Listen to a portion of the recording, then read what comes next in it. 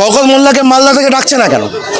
শওকত মোল্লাকে মুর্শিদাবাদে নদীবাদে যাদের ঘর বাড়ি ভেঙে যাচ্ছে তারা শওকত মোল্লাকে ডাকছে না কেন? ক্যানিংয়ের পাশে বাসন্তী, সেখানে সুন্দরবনের নদীবাঁধ ভেঙে গেছে, সেখানকার মানুষরা শওকত মোল্লাকে না ডেকে নওশাদ সিদ্দিকীকে ডাকছেন কেন? জঙ্গলমহলে আদিবাসীদের সমস্যা, সেই আদিবাসীরা শওকত মোল্লাকে না ডেকে নওশাদ সিদ্দিকীকে ডাকছেন কেন? শওকত মোল্লার ক্রেডিবিলিটি কোন জায়গায় আছে সেটা তার দলের নেত্রী আমাদের রাজ্যের মুখ্যমন্ত্রী বলে দিয়েছেন যে এমএলএ তার নিজের জীবনতলা এলাকাতে একটা বাস টার্মিনাস করার মানে দাবি জানাতে পারে না। সেই দাবি জানাতে গেলে তাকে শুনতে হয় যে ওখানে নাকি বোম বাঁধা হয়। সেই এমএলএকে কেন সাধারণ মানুষ ডাকতে যাবে? উল্টো দিকে নওশাদ সিদ্দিকী তিনি নিজে ভাঙড়ের এমএলএ হয়েও তার কার্যক্ষেত্র তিনি কিন্তু ভাঙড়ে সীমাবদ্ধ রাখেননি। তিনি বলছেন যে আমি ভাঙড়ের এমএলএ হতে পারি, কিন্তু আমি সবার আগে এই রাজ্যের একজন নির্বাচিত জনপ্রতিনিধি। রাজ্যের যে কোনো প্রান্ত থেকে যদি কোনো মানুষ হতান্তরে পড়েন, সমস্যায় পড়েন, আমাকে যদি ডাকেন তাহলে আমি তার পাশে যাব। এই আন্তরিকতা রাজ্যের মানুষ দেখছেন, এই আন্তরিকতা সাধারণ মানুষ দেখছেন, আর তাই নওশাদ সিদ্দিকীর জনপ্রিয়তা বাড়ছে। নওশাদ সিদ্দিকীর পিছন থেকে মানুষ সরছে না? তারানগরের সভাতে নওশাদ সিদ্দিকীর সভায় যে পরিমাণ জনবিস্ফোরণ হয়েছে সেটা মানুষ ওখানে সরছে না মানুষ জমছে? এটা নওশাদ সিদ্দিকী যেমন জানেন, সেরকম তৃণমূলের সমস্ত তাবর নেতারা তারাও সেটা জানেন। যেমন রাত্রিবেলা তারা দুঃস্বপ্ন দেখেন যে তাদের হয়তো আগামী দিনে বিধানসভাটা তাদের হাতে থাকবে না, আর সেই কারণে তারা এই সমস্ত ভুলভাল কথাবার্তাগুলো বলে যাচ্ছে। মানে উনি উপহার যদি দিতে চান দিতেই পারেন, কোনো অসুবিধা নেই। আমরা একটাই কথা বলতে পারি, ভাঙন নিয়ে পরে ভাবুন।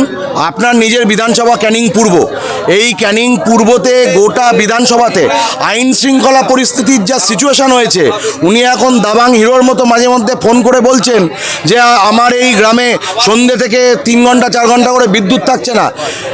এদিকে তার দলের মুখ্যমন্ত্রী, আমাদের রাজ্যের মুখ্যমন্ত্রী, তিনি হাসির আলো করে আজ থেকে 5 বছর আগে বলেছেন যে গোটা রাজ্যে বিদ্যুতের যে সমস্যা সেটা হচ্ছে কাটিয়ে ফেলেছেন। আর এই শওকত মোল্লা দাবাং এমএলএ তাকে এখন ফোন করে করে বলতে হচ্ছে যে ঈশ্বরীপুরে হচ্ছে কারেন্ট থাকছে না, দেউলবাড়িতে কারেন্ট থাকছে না।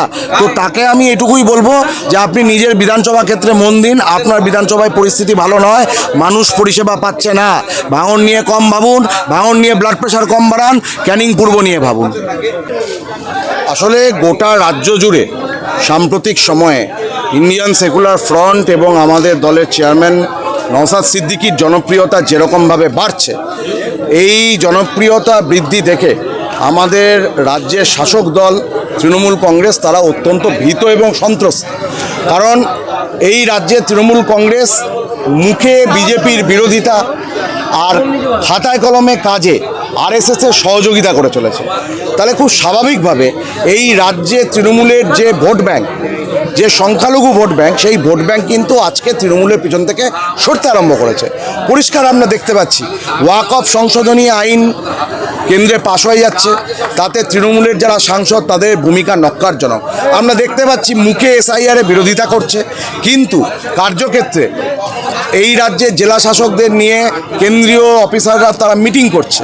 তো রাজ্যের মানুষ বুঝতে পারছেন যে এটা মুখে বিজেপি বিরোধিতা আর কাজে আরএসএসের সহযোগিতা চলছে। তো ফলে মানুষের মধ্যে আইএসএফ তথা নওশাদ সিদ্দিকীর জনপ্রিয়তা বাড়ছে।